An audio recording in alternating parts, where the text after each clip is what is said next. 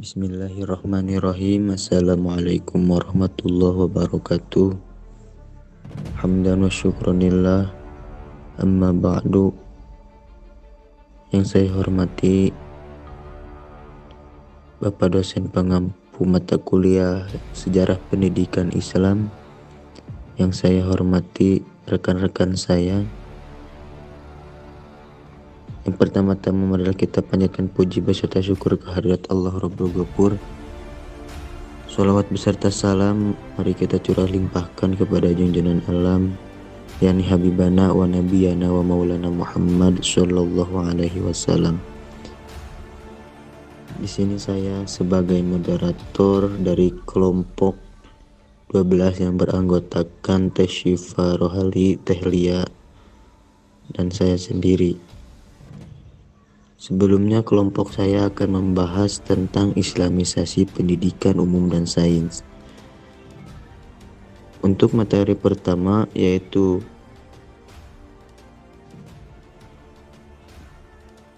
pengertian Islamisasi pendidikan umum dan sains yang akan dipaparkan oleh Teh Syifa Rohali. Terima kasih kepada moderator yang telah memberikan waktunya kepada saya untuk menjelaskan materi yang pertama, yaitu pengertian Islamisasi pendidikan umum dan sains.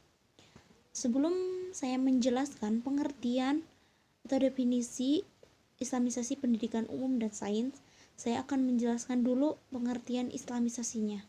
Apa itu Islamisasi?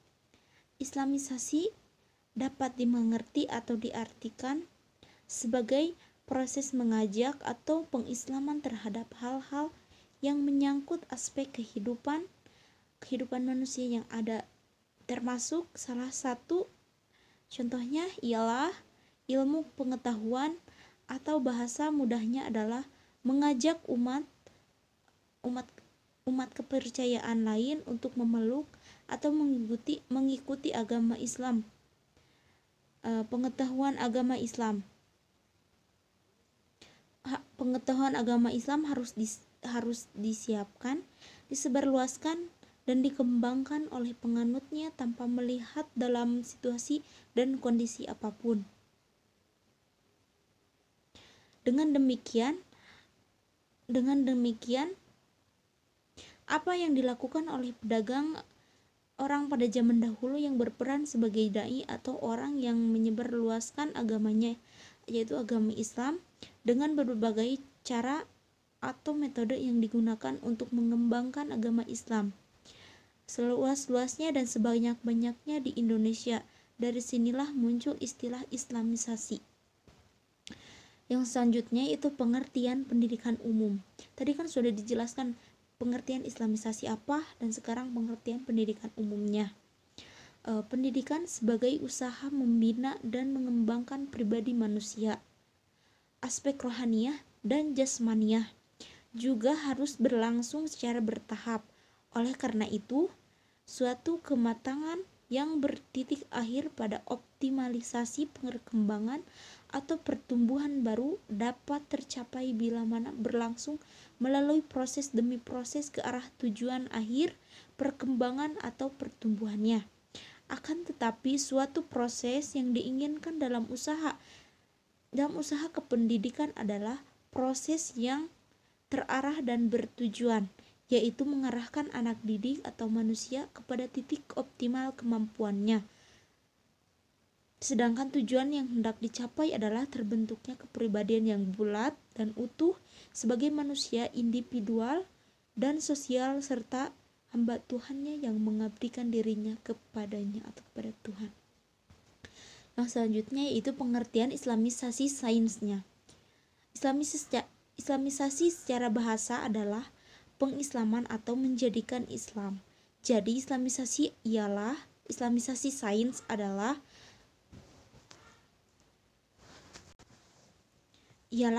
menjadikan Islam ilmu pengetahuan dari barat agar dapat dan aman dikonsumsi oleh kaum muslimin.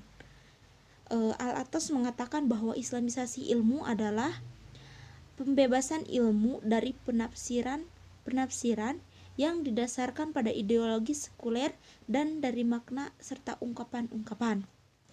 Selanjutnya, materi yang kedua yaitu latar belakang lahirnya atau munculnya islamisasi pendidikan umum.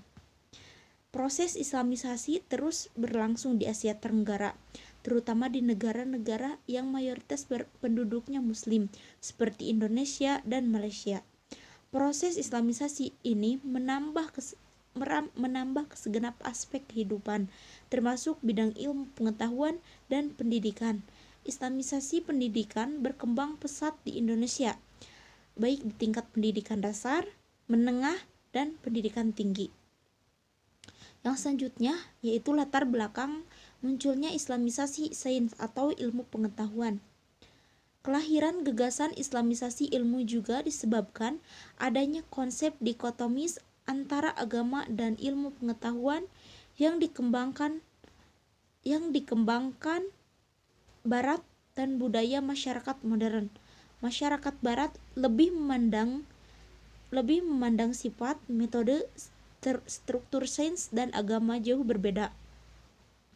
Agama diasumsikan atau melihat suatu permasalahan dari segi normatif, sedangkan sains meneropongnya dari segi objektif. Agama melihat problematika dan solusinya melalui petunjuk Tuhan, sedangkan sains melalui eksperimen dan rasio manusia. Karena ajaran agama diyakini sebagai petunjuk dari Tuhan, maka kebenarannya dinilai mutlak, sedangkan kebenaran sains bersifat masih relatif. Mungkin sekian pemaparan materi yang bisa saya sampaikan. Saya kembalikan lagi kepada moderator.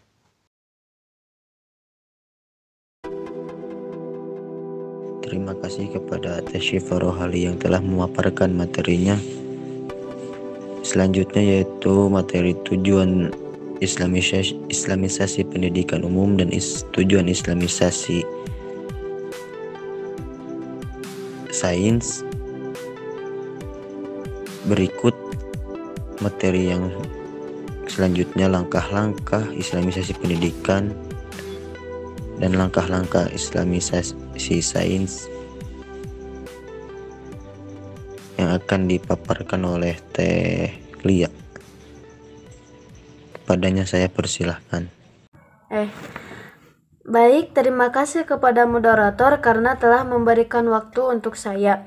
Di sini saya akan menjelaskan tentang yang C yaitu tujuan dan yang D yaitu langkah-langkah. Yang C, tujuan islamisasi pendidikan umum dan tujuan islamisasi sains. Tujuan islamisasi pendidikan umum. Sebelum membahas tujuan islamisasi pendidikan umum, di sini kita akan membahas tujuan pendidikan di Indonesia. Sebagai negara yang berdaulat, juga memiliki tujuan pendidikan sendiri yang tentang dalam Undang-Undang Pasal 31 Ayat 5 yang intinya 1. Tujuan pendidikan nasional adalah untuk mengembangkan kemampuan dan membentuk watak serta peradaban bangsa yang bermartabat dalam rangka mencerdaskan kehidupan bangsa. Juga tujuan pendidikan nasional adalah untuk mengembangkan potensi peserta didik agar menjadi manusia yang beriman dan bertakwa kepada Tuhan Yang Maha Esa, berakhlak mulia, berilmu, sehat, kreatif, cukup mandiri, dan menjadi orang yang berguna. Adapun tujuan pendidikan umum menurut UNESCO sebagai organisasi adalah learning to know, yaitu belajar untuk mengetahui. Yang kedua, learning to do, yaitu untuk belajar melakukan. Yang ketiga, learning to be, yaitu belajar untuk menjadi. Yang keempat, learning to live together, yaitu belajar untuk hidup bersama. Adapun tujuan islamisasi sains, islamisasi sains mempunyai kemajuan peradaban yang islami dan masing-masing juga tidak menghendaki terpuruknya kondisi umat Islam di tengah-tengah akselerasi perkembangan kemajuan iptek. Dengan usaha gerakan Islamisasi ilmu pengetahuan ini diharapkan problem dikotomi keilmuan antara ilmu agama dan ilmu modern dapat dipadukan dan diberikan secara integral dalam proses pendidikan.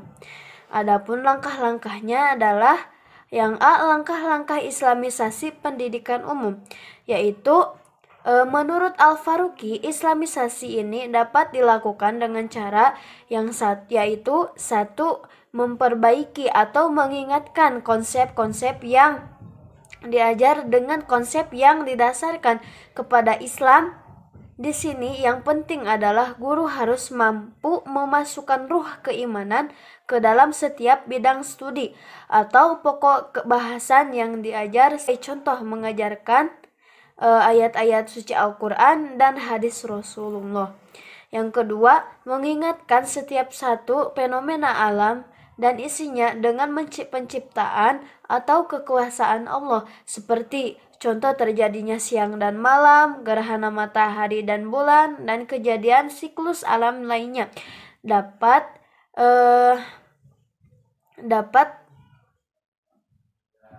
lainnya. Yang ketiga, membuktikan dengan fakta-fakta yang relevan bahwa manusia bertanggung jawab terhadap kerusakan alam semesta ini, seperti terjadinya banjir, kemarau panjang, dan sebagainya. Adapun pencemaran lingkungan adalah akibat perencanaan manusia itu sendiri. Hal ini dapat dikembalikan kepada ayat Al-Quran dan hadis Rasulullah SAW. Yang kedua yaitu langkah-langkah Islamisasi sains atau ilmu pengetahuan, yang itu menguasai dan mahir dalam disiplin ilmu.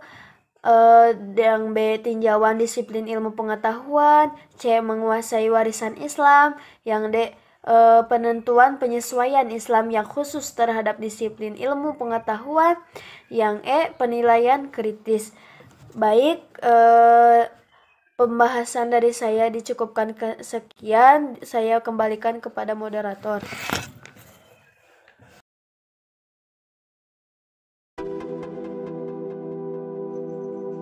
Terima kasih kepada saudari Tehlia yang telah memaparkan materinya. Lanjut saja kepada materi selanjutnya, yaitu contoh-contoh Islamisasi pendidikan umum dan contoh-contoh Islamisasi sains. Dilanjut dengan materi selanjutnya, yaitu kontekstualisasi Islamisasi pendidikan umum dan sains menghadapi era Society 5.0 yang akan dipaparkan oleh saya sendiri.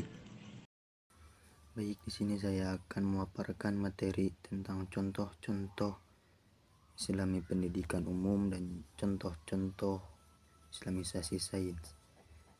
Sebelumnya saya akan memaparkan dulu contoh-contoh Islamisasi pendidikan umum. Yang pertama yaitu kurikulum. Kurikulum merupakan akumulasi dari tujuan, materi, strategi, dan penilaian pendidikan, baik disusun untuk suatu lembaga pendidikan maupun untuk sebuah tingkat dan bidang studi. Yang kedua yaitu kokurikulum. Kegiatan-kegiatan kokurikulum juga memberikan peluang kepada guru untuk melakukan Islamisasi pendidikan. Peluang ini lebih besar bagi guru-guru yang dihasilkan oleh lembaga-lembaga pendidikan dan tenaga kerja keguruan Islam, seperti guru-guru lulusan dari Institut Agama Islam negeri dan sejenisnya. Yang kedua yaitu contoh Islamisasi sains. Teori klasik menyatakan alam ini terdiri dari 4 unsur, yaitu tanah, udara, api, dan air. Mari kita analisis atau sadari atau tidak oleh kita isyarat itu mewarnai apa yang kita pelajari tentang alam ini. Mengapa daratan dibuat dengan ketinggian yang berbeda, tentunya agar air tidak dapat mengalir melewati sungai, sehingga memberi kehidupan pada makhluk yang dilewatinya. Contoh lain adalah kekeliruan analisis terhadap hukum kekekalan massa dan energi. Massa tidak dapat diciptakan dan tidak dapat dimusnahkan, tetapi dapat berubah ke dalam bentuk lain. Jadi, Islamisasi sains bukan menempatkan ayat Al-Quran sebagai alat analisis sains. Dalam sains, rujukan yang dipakai mesti dapat dipahami siapapun tanpa memandang sistem nilai atau agamanya. Tidak ada sains Islam dan sains non-Islam. Yang ada saintis Muslim dan saintis non-Muslim. Yang selanjutnya yaitu kontekstualisasi Islamisasi pendidikan umum dan sains menghadapi era Society 5.0. Pendidikan dengan seluruh aspek aktivitasnya dilaksanakan dalam rangka penyiapan sumber daya manusia masa depan yang mampu adaptif dengan zamannya. Dalam berbagai kajian sosial ditegaskan bahwa Society 5.0 penggunaan teknologi, data, dan automation menjadi nafas yang tidak terelakkan. Sehubungan dengan hal tersebut, pendidikan serta nilai-nilai seperti yang harus dilakukan dalam penyiapan sumber daya manusia adaptif dengan tuntunan Society 5.0. Nilai-nilai kebijakan pendidikan nasional untuk menyongsong Society 5.0 adalah mewujudkan kesejahteraan dan kebahagiaan bagi seluruh rakyatnya.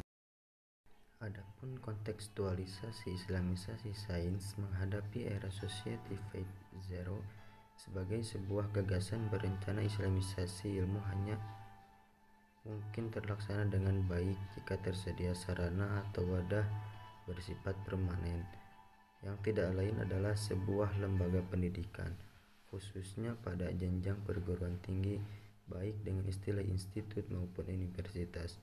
Ini dapat dipahami karena perguruan tinggi memiliki tridharma, yaitu pendidikan, penelitian, dan pengabdian kepada masyarakat.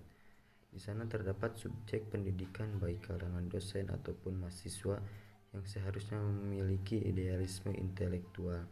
Di samping itu, pada jenjang perguruan tinggi juga memungkinkan diselenggarakannya pengembangan ilmu-ilmu Islam yang beraneka macam tersebut dalam wujud kesatuan. Jika hal itu tidak dilaksanakan secara serius dan konsisten, gagasan Islamisasi ilmu hanya akan menjadi sebuah proyek yang gagal. Mungkin dicukupkan sekian pemaparan dari materi saya.